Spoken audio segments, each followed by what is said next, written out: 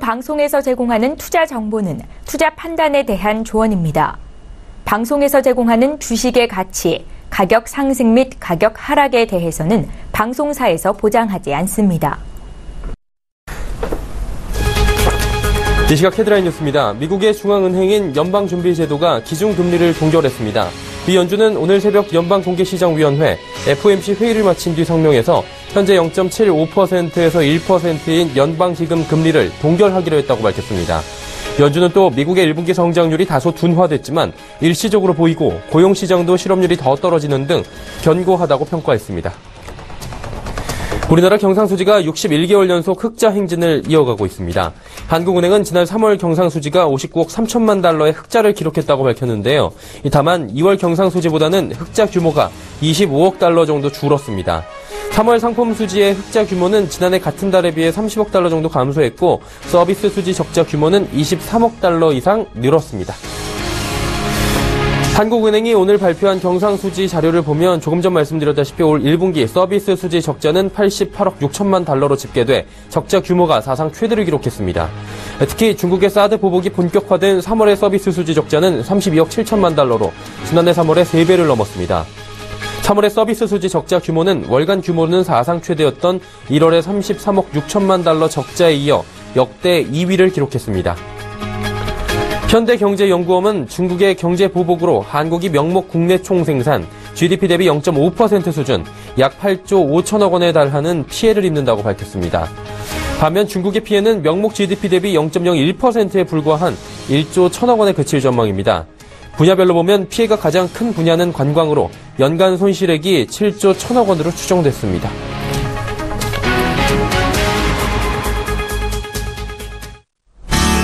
시청자 여러분 안녕하십니까. 오늘장 내일장 일부 서정덕입니다.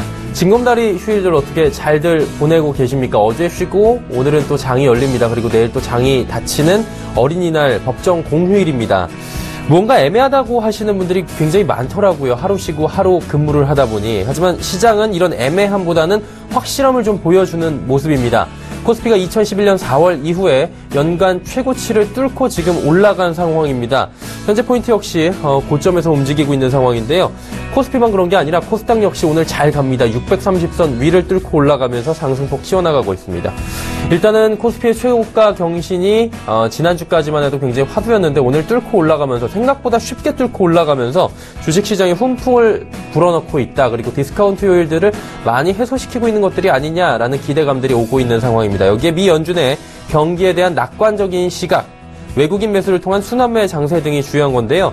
자, 이번 주 오늘이 장 마무리입니다. 그리고 다음 주를 대비해야 되는 어떻게 보면 굉장히 중요하고도 애매한 시점인데 이 상황을 오늘장 내일장과 함께 보내보시길 바랍니다.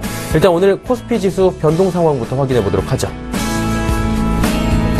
코스피 지수 현재 2234.24포인트입니다. 14.57포인트나 상승하고 있는 상황이고요. 굉장히 잘 달리고 있는 코스피 지수입니다. 고점 뚫고 올라갔죠, 지금도. 그렇다면 일중 흐름들 한번 살펴보도록 하겠습니다. 하이킥이라는 표현까지 지금 쓰고 있는데요. 오늘 저점은 2226.78포인트, 장 초반입니다. 하지만 이내 상승폭 튀어나가면서 2236.08, 2011년 4월 수치 뚫고 올라갔습니다. 코스피 역사를 새로 쓴 오늘 하루인데요. 지금도 고점 부근인 2234.24포인트에서 움직입니다. 자, 수급 주체들 확인해 보도록 하죠. 외국인만 사네요. 하지만 외국인이 오늘도 강하게 매수를 좀 해줍니다. 2,436억 원이나 사고요. 기관 개인 파는데 개인의 매도 물량은 크진 않습니다. 275억 원. 하지만 기관이 2,534억 원이나 팔고 있는 상황이고요. 기관 중에서는 금융투자, 투신, 연기금 할 것 없이 모두 팔고 있는 상황입니다. 시가총액 상위 종목들 살펴보도록 하죠. 시총 상위주들 살펴보면 삼성전자, SK하이닉스, 그리고 현대차가 상승하는데요. 삼성전자, SK하이닉스, 현대차 중에서는 삼성전자가 오늘도 제일 잘 달립니다. 신고가 계속해서 뚫고 올라가는 모습들이고요. 현대차 같은 경우에도 오늘 보합권에서 지금 상승 쪽으로 방향을 트는 상황입니다. 한국전력 지금 조금 소폭 하락하는 모습이고요. 다음 살펴보도록 하죠. 6위부터 10위입니다. 네이버도 80만원대 안착하는 모습이고요. 삼성물산 12만원 초반대 지켜줍니다. 포스코가 2%대 낙폭이 보이고요. 그 외에 신한지주, 삼성생명 모두 상승합니다. 다음 살펴보도록 하죠. 현대모비스는 하락하네요. KB금융, LG화학, 아모레퍼시픽 상승하는데 특히나 아모레퍼시픽이 오늘 큰 폭의 상승 보이는데 지금 순환매 장세가 자연스럽게 좀 이루어지고 있는 상황입니다. 아모레퍼시픽을 비롯해서 화장품주들이 그간 낙폭이 좀 컸는데 오늘 강하게 치고 올라오는 모습들을 보이고요. 아모레퍼시픽만 해도 대장주인데 7%가 넘는 급등이 보여지고 있는 상황입니다. 자, 다음 살펴보도록 할까요? 코스닥 지수 역시 630포인트 위에서 움직이고 있는 상황이고요. 632.88포인트 거래가 되고 있는 상황입니다. 일중 흐름들 살펴보도록 하겠습니다. 일중 흐름 장 초반부터 조금씩 올라오고 있는 상황이고요. 629포인트부터 633포인트까지 지금 꾸준히 우상향하는 그래프 보여주고 있는 상황입니다. 자, 그렇다면 일중 흐름까지 봤고요. 수급 주체들 확인해 봐야 되겠죠. 기관 외국인이 동반 매수하네요. 기관이 236억 원, 외국인이 750억 원 삽니다. 하지만 개인이 960억 원 좀 강하게 팔고 있긴 합니다. 기관 중에서는 금융투자와 연기금이 사고 있고요. 투시는 소폭 팔고 있는 상황입니다. 자, 다음 시총 상위주들 살펴보도록 하겠습니다. 셀트리온, 카카오, CJENM에 상승하는데 카카오 같은 경우에는 이전 상장을 이제 한다라고 하면서 강하게 올라오다가 지금은 상승폭이 조금 주춤하는 모습이고요. CJENM은 그동안에 낙폭이 컸죠. 7만원대도 터치를 했었는데 다시금 반등 국면에 올라왔습니다. 메디톡스 로에는 소폭 하락하고요. 6위부터 10위도 살펴보도록 하죠. 코미팜, SK머티리얼즈, 바이로메드 상승하고요. 휴젤, 컴투스는 하락합니다. 휴젤은 그간 상승폭이 굉장히 컸는데 오늘 좀 쉬어가는 분위기. 컴투스 역시 12만원대를 뚫지 못하는 분위기입니다. 11위부터 15위 살펴보도록 하죠. SFA가 강하게 올라오네요. 지금 8만원 터치를 하는 모습이고요. GS홈쇼핑, 파라다이스, CJ홈쇼핑, 서울반도체 모두 상승하는데 특히나 중국 관련주들이 오늘 많이들 상승하는 모습입니다. 파라다이스, CJ홈쇼핑, 그리고 GS홈쇼핑도 홈쇼핑 관련주들도 지금 강하게 올라와주는 모습을 보여줍니다. 이 시각 원달러 환율 살펴보도록 하겠습니다. 원달러 환율 같은 경우에는 지금 보합권 수준에서 움직입니다. 1130원 지금 움직이고요. 1130원 40전에 지금 거래가 되고 있는 상황입니다. 국내 양 증시 흐름 여기까지 살펴보도록 하죠.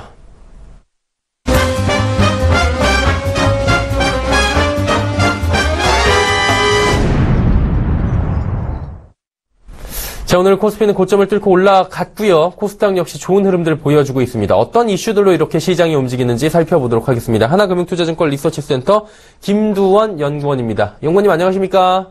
네, 안녕하세요. 우리 장 잘 갑니다. 코스피는 지금 신고가 경신했고요. 그리고 코스닥도 잘 달립니다. 환율은 보합권에서 움직이고 있는데 어떤 이슈들이 있었는지 주요한 영향을 미치는 것들 들어볼까요? 네, 말씀하신 것처럼 우리 장의 오늘 모습이 좋은데요. 간밤 발표된 5월 FOMC 영향을 빼놓을 수 없을 것 같습니다. 예상과 별반 다르지 않았고요. 최근 미국 경제 지표들의 부진을 감안하면 다소 좀 매파적이었다라고 판단하고 있습니다. 통화 정책을 유지했는데요. 기준금리를 현 0.75%에서 1%로 동결했습니다. 관심이 갔던 대차대조표 축소 논의는 성명서에는 담기지 않았었고요. 이와 관련된 정보는 5월 FOMC 의사록이 발표되는 25일 확인할 것으로 판단할 수 있을 것 같습니다. 개인적으로 최근 미국 경기가 부진했지만 이번 5월 FOMC에서 밝힌 것과 같이 연준은 일시적 둔화로 인식하고 있고요. 최근 인플레 지표가 연준 목표치에 근접했다는 점에서 연준 내부적으로도 상당수 이견이 존재할 개연성이 있다라고 할 수 있겠습니다. 성명서에 일부 변화가 있었는데요. 경기에 대한 자신감이 강화됐고요. 이번 1분기 성장 둔화가 일시적인 것으로 보고 있다는 문구를 삽입했습니다. 고용시장 평가는 긍정적으로 유지했는데요. 경제활동이 완만한 속도로 개선되고 있다 해서 경제활동 성장세가 둔화됐음에도 불구하고 고용시장이 지속해서 강화됐음을 나타낸다라고 변경됐습니다. 실업률은 최근 몇 달 동안 거의 변하지 않았다 해서 실업률은 하락했다라고 변경됐고요. 끝으로 이번 통화정책 결정은 만장일치였다는 점, 이후 연준 위원들의 연설이 꽤 중요할 것 같은데요. 아무래도 기자회견 없는 5월 FOMC 속성을 감안해 본다면 매파 성향 위원들의 연설 릴레이는 외환시장을 비롯해서 금융시장의 변동성을 야기할 소지도 있다라고 할 수 있겠습니다. 자, 저희가 매번 FOMC 끝나면 드리는 질문이긴 한데요. 올해 몇 번 정도 예상하시는지 이 질문만 몇 번째인지 모르겠지만 예상 횟수 지금 금리 상승 횟수나 뭐 이런 것들 한번 여쭤보도록 하고 시기도 중요할 것 같아요. 벌써 뭐 5월 지났고요. 언제쯤으로 예상하시는지 한번 여쭤볼까요? 일단은 앞으로 2번 정도 인상할 것으로 판단하고 있고요. 일단 상반기를 마감하는 6월 FOMC, 우리 시각으로 6월 15일 예정돼 있는데요. 6월 FOMC에서 25bp 인상할 것으로 예상하고 있습니다. 실제로 연방기금 금리선물 시장에서 6월 금리 인상 가능성이 이번 성명서 발표 이후에 70%에서 75%로 소폭 상향되기도 했었고요.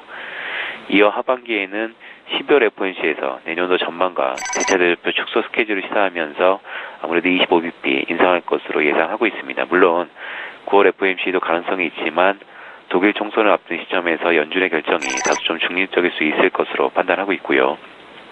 무엇보다도 중요한 것은 시장의 눈높이에 맞는 안정적인 인상이라는 점에서 시장의 부정적인 영향은 다소 좀 제한적일 것으로 판단하고 있습니다.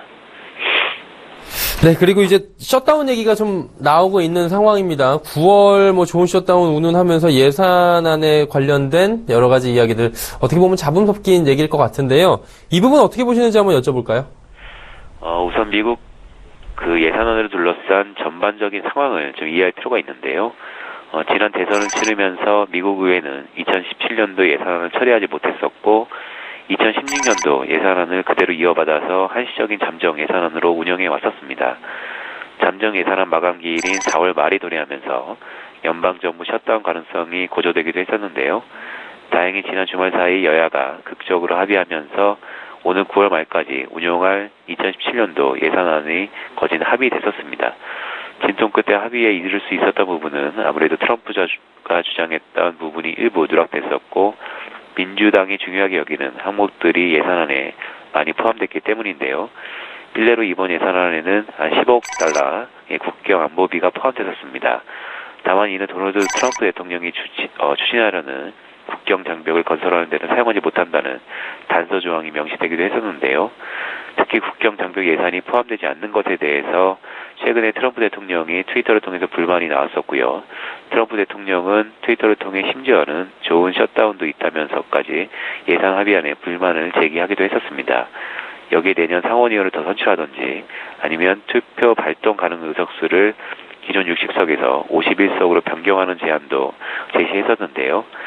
1년의 잡음은 있겠지만 아무래도 기존 법안대로 합의할 가능성이 매우 높다고 판단하고 있습니다. 트럼프 대통령의 제안은 공화당 내부에서도 반발이 거세기 때문인데요. 다만 이후 시선이 2018년도 예산안으로 쏠리면서 트럼프 대통령의 제안이 미국 예산안 합의 과정에서 아무래도 불안 요인으로 시시각각 부각될 여지가 있다는 점은 저희가 염두할 필요가 있다라고 할 수 있겠습니다. 자, 그리고 미국 경기 지표 이야기를 또 나눠봐야 될 것 같은데 그간 좀 좋게 나오던 지표들이 조금 둔화되는 것이 아니냐, 그러다 보니 시장에서 우려 섞인 목소리가 조심스레 올라오고 있는데 이 부분 어떻게 보십니까? 일단은 단기 조정 국면에 들어갔다고 판단하고 있고요. 다만 회복 추세는 유효하다라고 전망하고 있습니다. 미국 1Q GDP 요즘에 부진했었는데요. 3년 전 최저 수준이 0.7% 연율로 증가했었습니다. 미국 경기를 이끌고 있는 소비 경기가 급락했었고 재고 투자도 하락했었는데요. 하지만 미국 경기에 대한 지나친 비관은 지양할 필요가 있다는 판단입니다. 특히 개인적으로 세 가지 부분 주시하고 있는데요. 첫 번째로는 지난 08년 금융위기 이후에 1Q 성장률 부분은 계절성을 보이고 있습니다. 즉 실제로 1Q 미국 경제성장률 평균치를 보더라도 마이너스 0.1%로 역성장을 평균적으로 기록하고 있고요. 따라서 이번 성장률에 크게 낙담할 필요는 없다라는 판단입니다. 두 번째로는 EQ는 성장률의 반등 가능성이 매우 높은 순간인데요. 이번에 급락했던 소비 지출의 확대 가능성이 포착되고 있습니다. 4월 소비 심리가 향후 기대지수의 상승을 바탕으로 개선세를 보이고 있고요.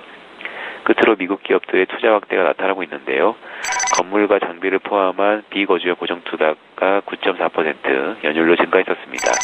지난 14년 3Q 이후에 가장 큰 폭의 증가세고요. 결국 기업의 장기 투자 의지를 반영하는 비거주용 고정투자의 상승과 인플레 기대와 같은 미국의 투자 심리가 살아나고 있고 글로벌 투자 심리를 미국 기업이 선도하고 있다는 점에서 미국 경기, 더 나아가서 글로벌 경기에 대한 지나친 낙담은 아직은 좀 시기상조다라고 판단하고 있습니다. 네. 그러면 이제 오늘 장이 오후 지금 얼마 안 남았고요. 내일 또 장이 휴장입니다. 그리고 다음 주도 하루 또 휴장이다 보니까 이래저래 좀 대응 방법이 필요할 것 같은데 어때요? 눈여겨봐야 할 부분들 어떤 게 있을까요? 일단은 짧은 연휴를 끝으로 다시 한번 연휴가 대기하고 있는데요. 우리 시각으로 금요일 미국의 4월 고용지표 좀 확인할 부분입니다. 고용지표 호조가 이어진다면 1년의 미국 경기에 대한 불안감들, 즉 글로벌 경기 펀더멘털에 대해서는 다소 긍정적인 기대가 주가에 다시 한번 반영될 수 있다라고 할 수 있겠고요. 한편 주일에는 프랑스의 차기 대통령이 결정됩니다. 마크롱 후보의 우세가 높은 가운데 이어서 유로화의 강세 눈여겨봐야 할 부분이고요. 아무래도 우리 외환시장에서 원화 강세 요인으로 작용할 소지가 있다라고 할 수 있겠습니다. 끝으로 다음 주 화요일에는 한국의 대통령이 선출되는데요. 누가 되든 새 정부에 대한 기대감이 작용하고 있다는 점에서 우리 주가에는 좀 긍정적으로 작용할 수 있을 것으로 기대하고 있습니다. 네, 오늘 말씀 잘 들었습니다. 예, 고맙습니다. 하나금융투자증권 리서치센터 김두원 연구원이었고요. 이슈 칼럼 바로 이어가도록 하죠.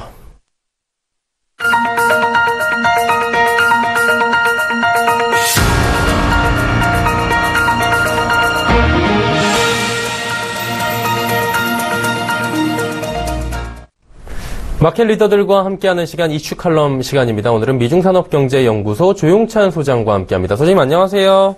예, 안녕하십니까. FOMC 회의부터 좀 여쭤보도록 하겠습니다. 금리는 동결이 됐고요.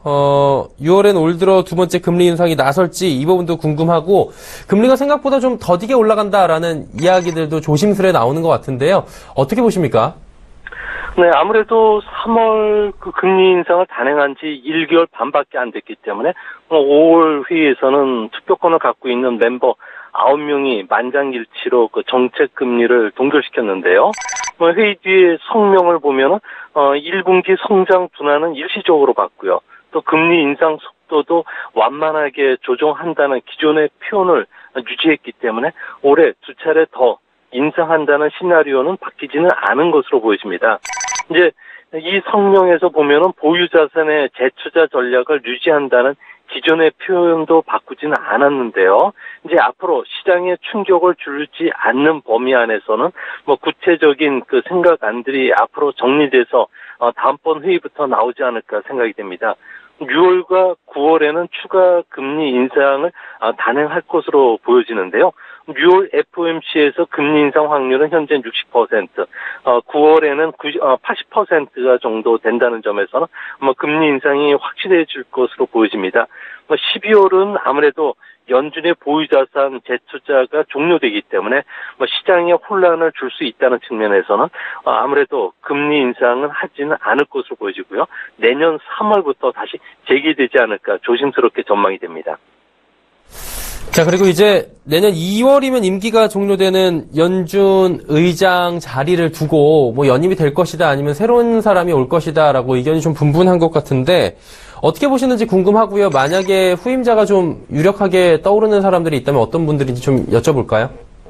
예, 트럼프 같은 경우에는 아무래도 후임자에 대해서는 아직 말을 좀 상당히 조심스럽게 하는 그런 모습인데요. 하지만 FRB 의장을 찾는 모습은 좀 뚜렷해지고 있습니다. 트럼프가 찾는 차기 FRB 의장은 구로다 일본 은행 총재와 같이 아베의 그 돌격 대장 스타일을 선호하는 것으로 지금 알려지고 있는데요.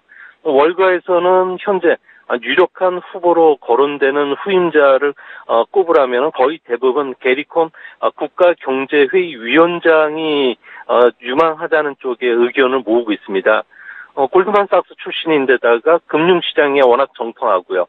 자유무역을 지지하는 인물이기 때문에 공화당 내에서도 반대가 적기 때문에 그렇고요. 또 트럼프도 행정부 내 그 실세로 떠오르는 이 사람을 지명했을 경우에는 아무래도 그 긴밀하게 소통을 할 수가 있기 때문에 상당히 좀 유망하지 않을까 보여집니다. 트럼프 입장에서 보면은 2018년 중간선거가 바로 눈앞에 있고요. 또 2020년도에는 대통령 재선까지 뭔가 확실한 경제적 성과를 보여주기 위해서는 가능한 금융 완화를 통해서 저금리를 유지시켜야 되는데요. 이 때문에 앞으로 누가 후임자가 되든지 간에 연준의 금리 정책 향방에 따라서는 달러나 주가, 세계 경제에 미치는 영향은 적지 않을 것으로 보여집니다. 네, 그리고 이번에 좀 시장에 화두는 미국의 보유자산 축소 이야기가 지금 나오고 있기 때문에 그 힌트를 좀 얻을 수 있는가라는 부분인 것 같은데 이번 회의에서 좀 힌트가 나올 수 있을까요? 네, 아무래도 밸런스 시트 정상화를 얼마나 신속하게 추진할지 시장에 혼란을 주지 않고 단계적으로 추진할지는 아직도 결론이 내지 않는 상태로 보여지는데요. 기존의 그 보유자산 재투자 전략을 그대로 유지한다고 했던 것만큼 상당히 좀 조심스러운 분위기입니다. 아무래도 2013년 5월이었죠. 버냉키 전 FRB 의장이 신용 완화 축소 시기를 좀 서둘러서 시사한 뒤 국제금융시장이 혼란에 빠졌던 경험을 갖고 있기 때문에 시장과의 대화를 중시하는 연준 입장에서는 아무래도 그 경기 하락 위험이 낮고 금융시장의 안정 조건을 완전히 충족하는 시점에 단행할 것으로 보여지는데요. 아무래도 그 시기는 올해 말부터 내년 봄쯤이 되지 않을까 보여집니다. 시장에 혼란을 주지 않으려면은 월간 한 400억 달러 정도씩 계속 줄여 나가야 되는데요. 연준 같은 경우에는 조선 노트를 통해서 보유자산 축소하고 금리 인상을 그 연간 0.25%씩 두 차례 정도를 할 경우를 가정해서 시뮬레이션을 한번 돌려본 적이 있습니다. 이렇게 되면은 2018년 7월이죠. 이때 되면은 10년물 국채 수익률이 3.2%까지 높아지게 되는데요. 현재 2.4%보다도 근 1%포인트 가까이 높아지게 되면은 문제는 장기금리 상승에 따른 해외 투자 자금들이 몰리면서 달러 부족 사태가 일어나고요. 이렇게 됐을 경우에는 국제금융시장에서 적지 않은 충격을 준다는 겁니다. 또한 뉴욕 연방은행도 FRB하고 별도로 보유자산 축소에 대한 시뮬레이션을 해봤는데 2018년에 당장 그 400억 달러 정도보다 조금 많은 700억 달러 정도를 소규모로 축소하더라도 주가 하락 압력이 커졌다는 겁니다. 이 때문에 앞으로 6월 14일 날 FOMC에서 기조회견이 있을 거고요. 또 7월 정례 의회 연설이 예정이 되고 있는데요. 이때 보유자산 축소에 대한 질문들이 있을 거로 보여지고요.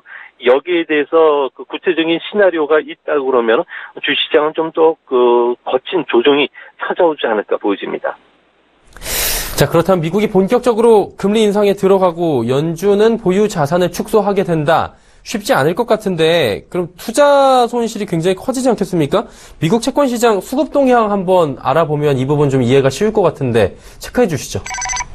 네, 미국의 금리가 바닥을 치고 상승 추세로 돌아선 적이 7월달 전후부터 일어나기 시작했는데요. 이때 그 작년 2분기 말과 4분기를 비교해 보면은 해외 투자가들 같은 경우에는 무려 2,768억 달러 정도 미국 국채를 줄였습니다. 대신 미국 개인이라든지 투자 신탁이 이를 받아내서 시장에 충격은 없었는데요. 이제 문제는 해외 부분의 그 보유 자산이 줄어들면서 점유율이 46%에서 43%까지 하락을 했습니다. 이 하락한 자금들 같은 경우에 대부분 채권 가격 하락에 따른 투자 손실을 피하기 위한 것도 있고요. 또한 그 위에나처럼 자국 통화 방어를 위해서 실탄을 마련하기 위한 매도도 있는 것으로 보여집니다. 하지만 이런 그 매도 물량들이 대부분 미 국채 감소분만큼 금을 매수하는 쪽으로 지금 유입이 되고 있는데요. 중국만 하더라도 미국 채권을 팔고 이 금액을 그대로 금을 샀다고 가정을 했을 경우에는 4,000톤 정도를 산 것으로 보여지는데요. 이렇게 되면은 미국이 8,133톤 세계 최대지만 중국도 현재 4,000톤 정도 될 정도로 세계 2위로 지금 부상이 되어 있지 않나 생각이 듭니다.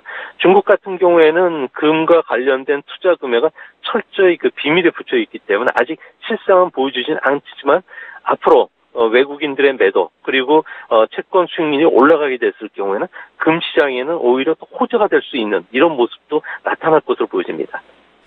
일단은 호재와 악재가 겹치는데 금 시장에는 호재가 될 확률도 있다라고 정리해 주셨습니다. 이제 FTA 얘기 한번 여쭤보도록 하겠습니다. 트럼프 대통령은 FTA 폐기까지 언급했고요. 재협상에 대한 그 압박의 수위를 좀 연일 높여가고 있는 추세인 것 같은데 이게 예상보다 빨리 FTA 재협상 카드를 꺼내든 것이다. 뭐 이런 일각의 얘기들이 있는데 어떻게 보십니까? 네, 지금 현재 미국의 1분기 GDP 성장률을 보면은 연율 환산으로 0.7%에 그쳤는데요. 트럼프 대통령의 그 4% 성장률 목표와는 큰 차가 있습니다.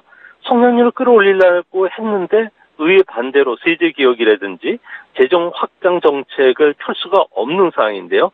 이런 상태에서 지지율 40% 안팎 가지고는 2018년 중간 선거뿐만 아니라 2020년 대통령 재선도 불투명해질 수가 있다는 겁니다.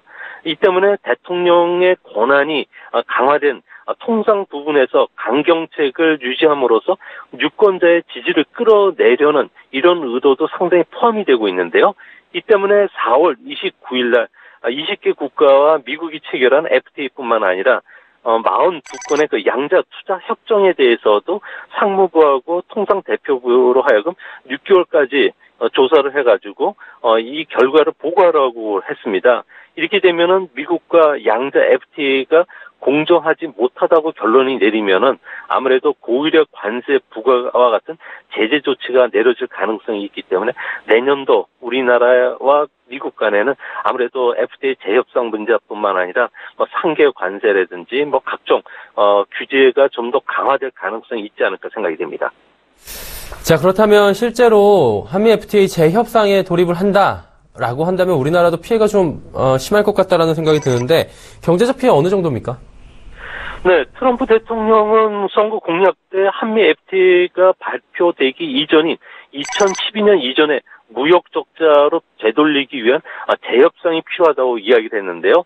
이 때문에 아무래도 주요 타겟이 되는 것은 무역 적자가 급증한 산업에 대해서 관세율 조정이 이루어지지 않을까 보여집니다. 우리나라의 그 주력 산업이라고 할 수 있는 자동차나 기계, 철강 관세율이 제1번 타겟이 될 것으로 보여지는데요. 자동차만 하더라도 우리나라는 연간 106만 대 자동차를 수출하는데요. 현재 관세율 제로에서 11.8%까지 올라가게 됐으면 16%의 자동차가 수출이 감소하게 됩니다. 자동차뿐만 아니라 기계, 철강과 같은 쪽까지 모두 합칠 경우에는 최대 5년간 170억 달러, 그러니까 고용은 15만 4천만 명 정도가 감소하는 그런 악재가 있고요. 이 외에 정보통신 기술이라든지 가전, 석유화학, 철강기계, 섬유 같은 7대 수출 주력 품목에 대해서도 관세 양호 수준을 중간 단계까지 끌어올리더라도 5년간 이들 7대 품목에서 손실이 최대한 66억 달러 정도가 됩니다.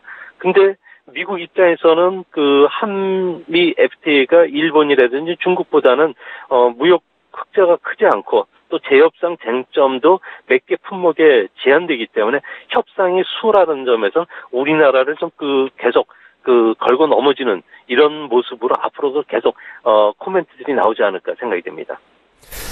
네, 오늘 말씀 감사합니다. 예, 감사합니다. 네, 미증산업경제연구소 조용찬 소장과 함께했습니다.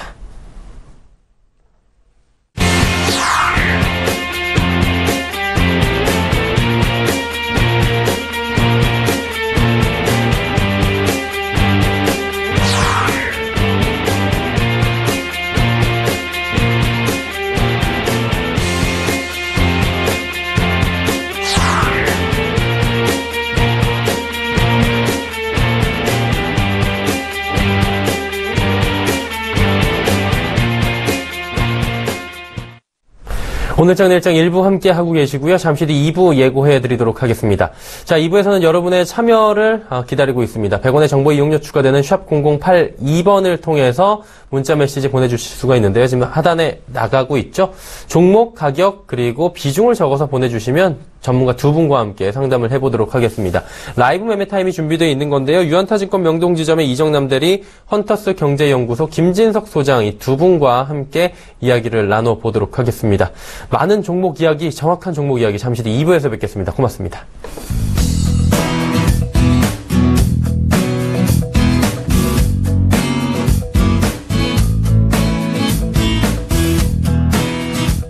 본 방송에서 제공하는 투자 정보는 투자 판단에 대한 조언입니다. 방송에서 제공하는 주식의 가치, 가격 상승 및 가격 하락에 대해서는 방송사에서 보장하지 않습니다.